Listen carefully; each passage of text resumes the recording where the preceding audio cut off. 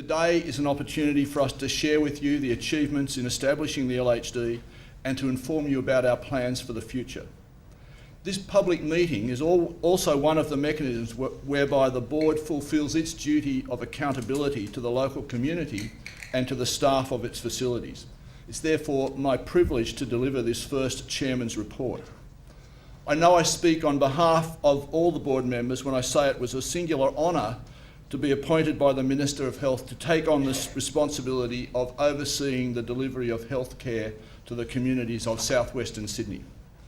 Southwestern Sydney is arguably one of the most important local health districts in New South Wales. I suspect that judgment about the success or failure of the Commonwealth and state reforms of the healthcare system will be largely determined by the outcome in southwestern Sydney local health district. The board is committed to ensuring that healthcare, which is high quality, safe, effective, appropriate and cost effective, is available to all members of the community of southwestern Sydney, regardless of where they live and regardless of where they enter the system. But this commitment has its challenges. Our district has one of the most rapidly growing populations in New South Wales. The population is projected to grow to more than 1 million people in the next decade. The number of people over 65 years of age will double over that time. We have one of the most culturally diverse communities in the state, and there are pockets of significant socio-economic disadvantage. The health burden associated with this community includes high rates of chronic disease, low levels of physical activity, and relatively high rates of smoking. So how are we going to fulfil our commitment? Local health districts were established to allow local communities and local clinicians to have input into the planning and delivery of health services. The Southwestern Sydney Board has already established a formal link between the board and the Consumer Community Council. It has also opened up informal links with many other community groups and will continue to build these relationships. These links and the overwhelming support that the auxiliaries and volunteer networks provide to the district have proven to the board how important local hospitals are to their communities. They have also reinforced why it is essential that we work in partnership with our communities when planning and developing services. In 2012, we hope to be able to be hosting open days in our facilities so the community will have a chance to see the outstanding care offered. We'll also be exploring the possible use of social media to facilitate communications between hospitals and their local communities. To ensure that clinicians have input into decision making, the Chief Executive of the local health district has established a number of clinical committees and networks that will provide input into planning and delivery of services. The board has also approved a policy that all major initiatives or changes formulated within a hospital are approved by the hospital's clinical council before coming to the LHD executive. A key element of the board fulfilling its commitment is also the development and maintenance of partnerships, effective partnerships. One of the most important of these partnerships is with the Medicare Local, which is just being established at the present time. An effective partnership with that organisation will break down the barriers between primary care and hospital care, which is long overdue, and will put an emphasis on prevention and ensure that patients receive care in the most appropriate setting. We are proud of our partnerships with the University of New South Wales and the University of Western Sydney. The academics from their clinical schools provide important clinical leadership. We share with the University of Western Sydney its pride in producing its first medical school graduates. And we are optimistic that Southwestern Sydney Local Health District will soon see its first crop of homegrown doctors. We want our staff to be supported in their workplace.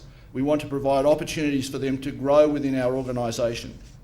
In partnership with the University of Tasmania, we continue to offer health services management training programs.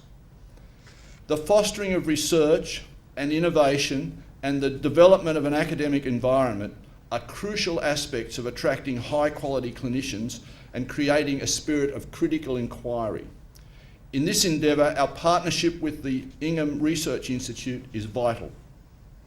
We also value the work of dozens of research projects throughout the organisation, and this year Bankstown Hospital hosted the district's first allied health research forum. We are particularly proud of the programs which have been awarded NHMRC grants.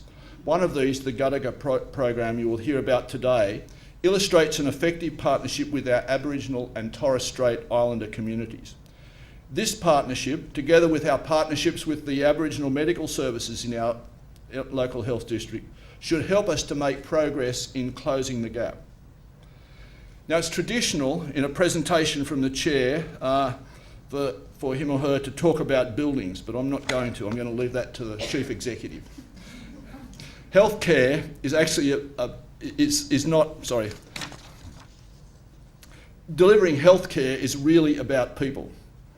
The board has met in most of our hospitals, and this has given us the opportunity to meet many members of the staff. We've been impressed by the commitment and the passion of the people we've met.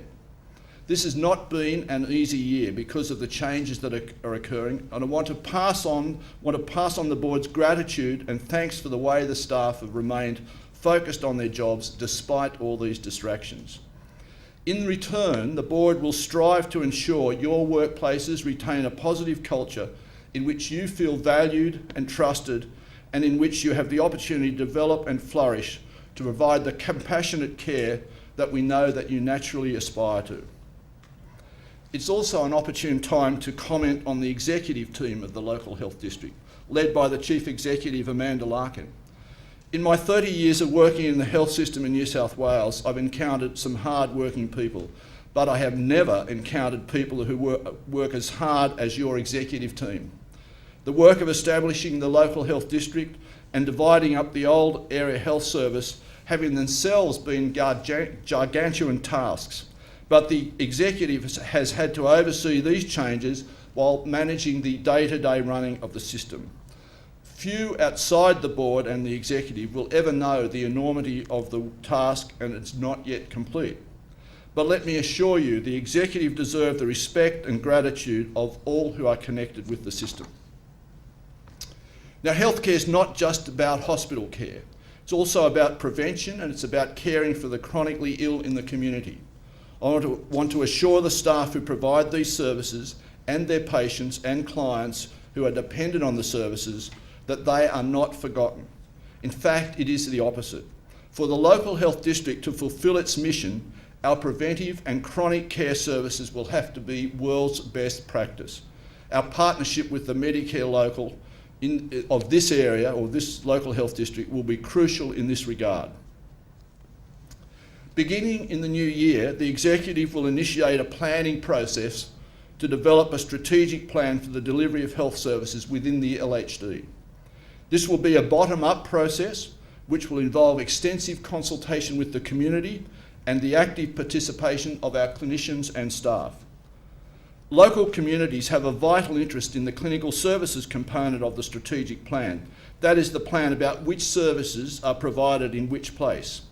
And I think it's important to say a few words about the principles and values that will form the basis of this clinical services plan.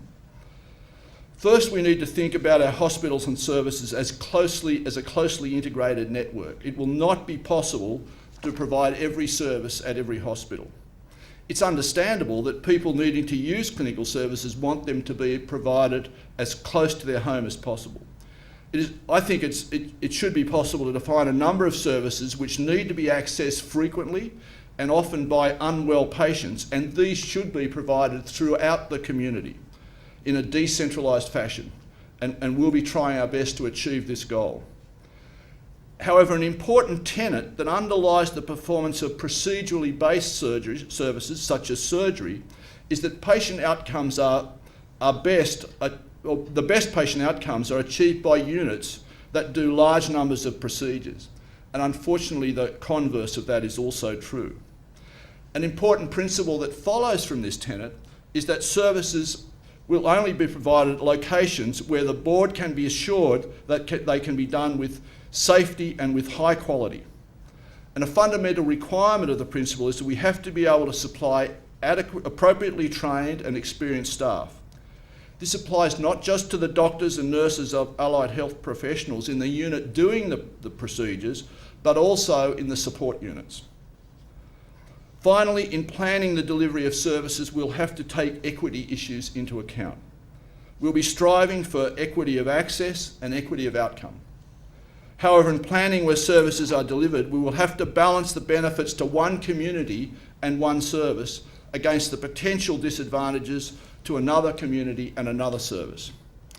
Clearly, balancing the equity issues is perhaps the least objective of the planning processes and the area where we, the board, are most likely to be susceptible to criticism. As much as we would like to, we will not be able to provide every service at every location that everybody would like. However, I'd like to give you several undertakings. First, we will consult widely. Second, we will be totally transparent in our decision making. And thirdly, we will be accountable for our decisions.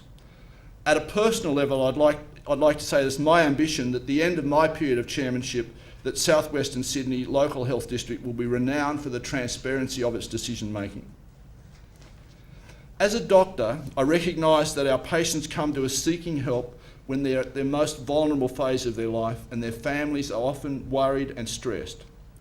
It's my fervent desire that the patients and the families will be treated with skill, sensitivity and compassion. However, the health system is complex and confusing and can be very intimidating. Even for those of us who know the system well, navigating your way through it can be extremely difficult. We're giving a lot of thought to how we can break down the barriers and demystify the navigation process. I hope that when I address you in 12 months' time, I'll be able to describe to you significant steps that we've taken in this direction.